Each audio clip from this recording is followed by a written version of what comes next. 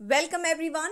Well, তোমরা সকলেই WBCS 2021 প্রিলিমসের ডেটের অপেক্ষা করছিলে। সেই ডেট রিলিজ করা হয়েছে, তোমাদের অপেক্ষাও শেষ হয়েছে। আমি প্রচুর মেল এবং হোয়াটসঅ্যাপ পেয়েছি। কয়েকজন স্টুডেন্টস ভীষণই কনফিউজড কীভাবে এই লাস্ট 2 মাস পড়াশোনা করবে। আবার অনেকেই হাল ছেড়ে দিয়েছো যে 2 মাস, এই 2 মাসে কী বা করা যেতে পারে। তাদের জন্য আমি কয়েকটা কথা আগেই বলে দিই। এই লাস্ট কয়েক দিন কিন্তু সব থেকে বেশি ইম্পর্টেন্ট। এতদিন তোমরা নিশ্চয়ই পড়াশোনা করেছো, কিন্তু এই লাস্ট কিছু দিন তোমাদের সিস্টেম্যাটিক্যালি পড়াশোনা করতে হবে, সুন্দর করে পড়াটাকে গুছিয়ে নিতে হবে। এবং মাথায় রাখবে, এই লাস্ট 2 মান্থস কিন্তু যথেষ্ট সময়। তোমরা এই সময়টাকে সঠিকভাবে ইউটিলাইজ করলে ডেফিনেটলি প্রিলিমস ক্র্যাক করতে পারবে। এই ক্ষেত্রে আমি একটা রুটিন তোমাদেরকে প্রোভাইড করছি। মাথায় রাখবে, রুটিনে আমি কিন্তু নাম্বার অফ আওয়ার্স যথেষ্ট বেশি রেখেছি। অ্যান্ড আই কমপ্লিটলি আন্ডারস্ট্যান্ড এত ঘন্টা পড়া খুবই ডিফিকাল্ট। তাহলে কেন আমি এত ঘন্টা পড়া তোমাদেরকে টার্গেট দিয়েছি? সো দ্যাট তোমরা যদি এই টার্গেটের 80%ও অ্যাচিভ করতে পারো, তাহলেও তোমরা একটা কারেক্ট পজিশনে থাকবে। ঠিক আছে? অ্যাট দ্য সেম টাইম আমি এটাও বলবো, লাস্ট কয়েকটা দিন হাতে রয়েছে, এই কয়েকটা দিন কিন্তু পড়াশোনা করতেই হবে। You have to be motivated and you have to work hard. You do not have an alternative.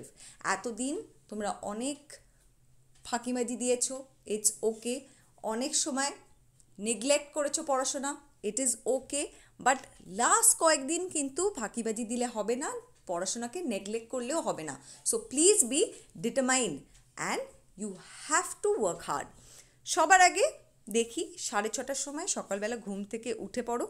উঠেই পড়তে বসতে হবে না, একটু চা খাও, একটু গল্প টল্প করে নাও, নিয়ে 7টা থেকে 9:30 তোমরা হিস্ট্রি পড়বে। কেন সবার আগে আমি হিস্ট্রি দিয়েছি? বুঝতে হবে, প্রিলিমসে প্রত্যেকটা সাবজেক্টের ইকুয়াল ইম্পর্টেন্স থাকে না। অলরাইট, আমাদের তো অলমোস্ট 10টা সাবজেক্ট রয়েছে। এই 10টা সাবজেক্টের মধ্যে প্রত্যেকটা কিন্তু ইকুয়ালি ইম্পর্টেন্ট নয় প্রিলিমস পার্সপেক্টিভ থেকে। প্রিলিমসে হিস্ট্রি সব থেকে বেশি ইম্পর্টেন্ট। কেন? Almost 50 marks or more history থেকে আসে। এই ক্ষেত্রে দেখো, আমি হিস্ট্রিতে লিখেছি মানডে, টিউসডে, ওয়েডনেসডে তোমরা ইন্ডিয়ান ন্যাশনাল মুভমেন্ট বা মডার্ন হিস্ট্রিটা পড়বে। কেন 3 দিন মডার্ন হিস্ট্রি পড়বে? মডার্ন হিস্ট্রি থেকে বেশিরভাগ প্রশ্ন আসে। At the same time modern history থেকে ডিরেক্ট প্রশ্ন আসে। ঠিক আছে? তোমরা যদি মডার্ন হিস্ট্রি একটু ভালো করে পড়ো, যে ধরনের প্রশ্ন আসে তোমরা অনায়াসে অ্যাটেম্প্ট করতে পারবে এবং সঠিকভাবে অ্যাটেম্প্ট করতে পারবে। থার্সডে, ফ্রাইডে তোমরা এনশিয়েন্ট পড়বে এবং স্যাটারডে, সানডে তোমরা মিডিয়েভেল পড়বে। এখানে একটা প্রো টিপ দিই, মিডিয়েভেল খুব একটা ডেপথে পড়ার চেষ্টা করো না। ঠিক আছে? প্রচুর নাম রয়েছে, প্রচুর ডেটস রয়েছে, তাই মিডিয়েভেলটা বেশি ডেপথে পড়ার চেষ্টা করো না। জাস্ট ইম্পর্টেন্ট টপিকসগুলো পড়বে। ফর এক্সাম্পল, তোমাদের সালতানেটটা ভালো করে পড়তে হবে, বিজয়নগর পড়তে হবে, তার সাথে মুঘলটা পড়তে হবে। এই সমস্তগুলো একটু ভালো করে পড়ো, বাকিটা উপর সুপারফিশিয়ালি পড়ে নাও। নেক্সট 9:30 থেকে 10টা একটা ব্রেক। ফাইনালি 10টা থেকে 12:30 জিওগ্রাফি পড়তে হবে। জিওগ্রাফিও কিন্তু অ্যাগেন একটা ইম্পর্টেন্ট সাবজেক্ট প্রিলিমস পার্সপেক্টিভে, কারণ জিওগ্রাফি থেকেও যে ধরনের প্রশ্ন আসে সেইগুলো অ্যাটেম্প্ট করা যায়। নেক্সট জিওগ্রাফি পড়ার পর তোমরা রেস্ট নাও, লাঞ্চ করো। এই 12:30 থেকে 2টো টাইম তোমরা কমপ্লিটলি রিল্যাক্স করো। 2টো থেকে 4টে তোমরা ম্যাথস, রিজনিং অথবা ইংলিশ করবে। ঠিক আছে? হতে পারে আজকে তুমি ম্যাথস করলে, কাল তুমি রিজনিং করলে, তারপরের দিন তুমি ইংলিশ করলে, এটাও করতে পারো। আবার 2টো থেকে 3টে তুমি ম্যাথস বা রিজনিং প্র্যাকটিস করলে, আবার 3টে থেকে 4টে তোমরা ইংলিশ প্র্যাকটিস করলে। এই ক্ষেত্রে বলি, আগে স্টুডেন্টসরা ইংলিশকে অ্যাভয়েড করে পরীক্ষা হলে যেত। এখন কিন্তু ইংলিশ অ্যাভয়েড করলে হবে না। 25 মার্কস ইংলিশ থেকে আসে এবং সেই 25 মার্কস কাট অফ দেখে বোঝা যাচ্ছে ভীষণই ইম্পর্টেন্ট। সো যদি তোমাদের কাট অফ ক্লিয়ার করতে হয়, ইংলিশে অন অ্যান অ্যাভারেজ কিছু মার্কস তোমাদের ফেচ করতে হবে। অলরাইট, ওয়েল 4টে থেকে 5টা তোমরা ব্রেক নেবে এবং একটু ওয়ার্কআউট করবে। ওয়ার্কআউট মানে হয়তো একটু হেঁটে চলে বেড়াও বা মেডিটেশন করো।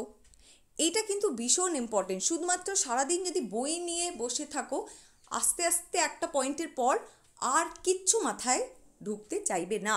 So this is very important. বই নিয়ে বসে থাকবে না, একটু হেঁটে চলে বেড়াও, একটু মেডিটেশন করো, অলরাইট, বা যোগা করো। 5টা থেকে 7টা তোমরা পলিটি পড়বে। এই ক্ষেত্রে বোঝো পলিটি এবং ইকোনমিক্স মিলিয়ে 25 মার্কস থাকে। বোঝা গিয়েছে? যদি তোমরা সিলেবাসটা দেখো দেখবে পলিটি অ্যান্ড ইকোনমি মিলিয়ে 25 মার্কস থাকে প্রিলিমসে। সেই ক্ষেত্রে পলিটির জন্য আমি একটু বেশি সময় দিয়েছি। কেন? আগেন পলিটি থেকে ডিরেক্ট প্রশ্ন করা হয়। যে ধরনের প্রশ্ন প্রিলিমসে পলিটি থেকে আসে সেটা যদি তোমরা একটু বেসিক লেভেলেও পড়ে থাকো, অ্যাটেম্প্ট করতে পারবে এবং সঠিকভাবে অ্যাটেম্প্ট করতে পারবে। ওয়েল 7 to 7:30 ব্রেক নাও। ডেফিনেটলি 2 ঘন্টা কনস্ট্যান্ট পড়ার পর একটা ব্রেকের প্রয়োজন। এরপর তোমরা ইকোনমিক্স পড়বে অথবা সায়েন্স পড়বে। ওয়েল এই ক্ষেত্রে দেখো আমি 1.5 ঘন্টা সময় দিয়েছি ইকোনমিক্সকে অথবা সায়েন্সকে, কারণ ইকোনমিক্স বা সায়েন্স থেকে সেভাবে আমরা প্রিলিমসে প্রশ্ন দেখতে পাই না। তাই জন্যেই এখানে আমি 1.5 ঘন্টা দিয়েছি। এবং সায়েন্সটাও কিভাবে তোমরা ভাগ করবে, আজকে বায়ো পড়লে, কাল ফিজিক্স পড়লে, তারপরের দিন কেমিস্ট্রি পড়লে, again repeated. Then have your dinner, finally sit with your current affairs. এই ক্ষেত্রে আমি বলি এখন কিন্তু প্রত্যেক দিন একটু কারেন্ট অ্যাফেয়ার্সটা নিয়ে বসতে হবে। জেনারেলি স্টুডেন্টসদের এই টেন্ডেন্সি থাকে যে তারা কারেন্ট অ্যাফেয়ার্স আগের থেকে পড়ে না। যতই আমরা বলি কারেন্ট অ্যাফেয়ার্স পড়ো, তারা কিন্তু কারেন্ট অ্যাফেয়ার্সটাকে অ্যাভয়েড করে। Almost every student is guilty of that. Am I right or wrong সেটা কমেন্ট সেকশনে আমাকে জানাবে। ওয়েল কারেন্ট অ্যাফেয়ার্সটা এখন একটু পড়ো 1 ঘন্টা করে, রিডিং মারো। রিডিং মারলেই পরীক্ষার হলে যখন এমসিকিউ দেখতে পাবে অটোমেটিক্যালি তোমরা রিকল করতে পারবে উত্তরটা কী হবে। এই হলো তোমাদের রুটিন।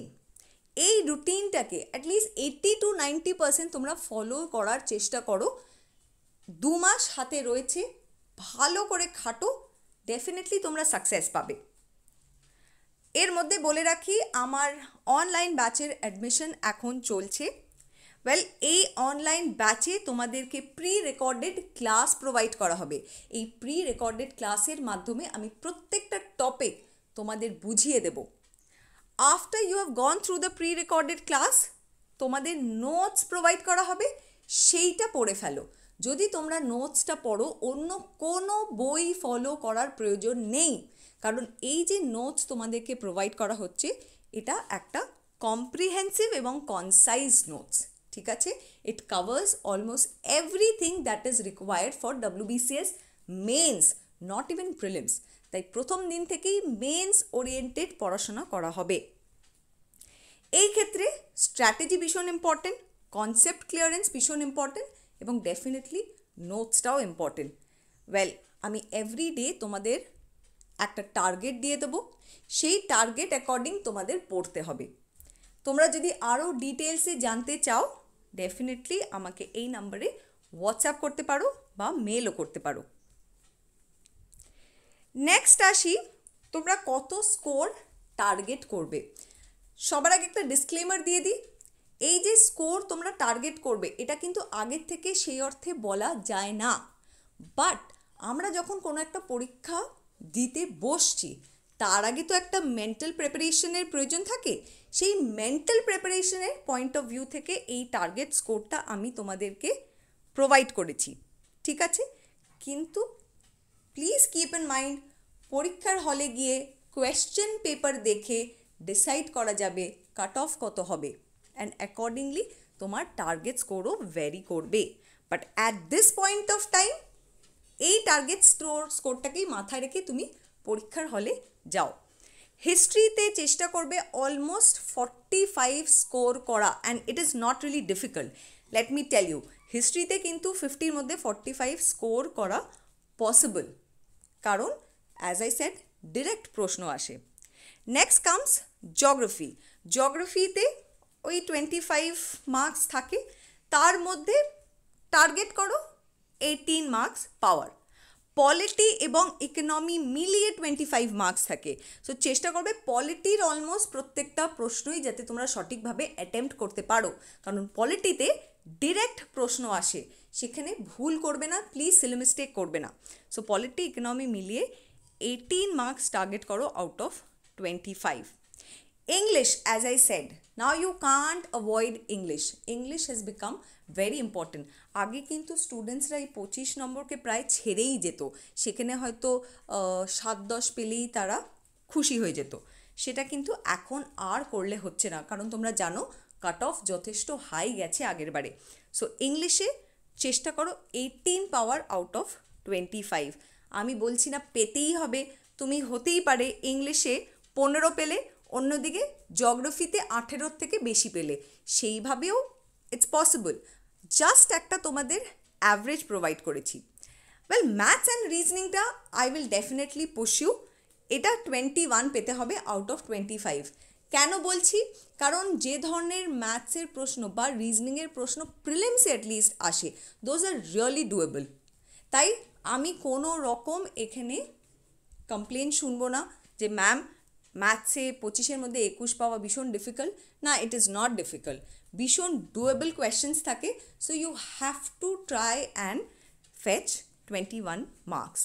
ওয়েল, কারেন্ট অ্যাফেয়ার্স এই মোটামুটি 25-এর মধ্যে 15 আনার চেষ্টা করো। আই থিঙ্ক 15 যদি তোমরা আনতে পারো দ্যাট ইজ গুড এনাফ। আর সায়েন্সেও চেষ্টা করো 25-এর মধ্যে 15 অ্যারাউন্ড আনার।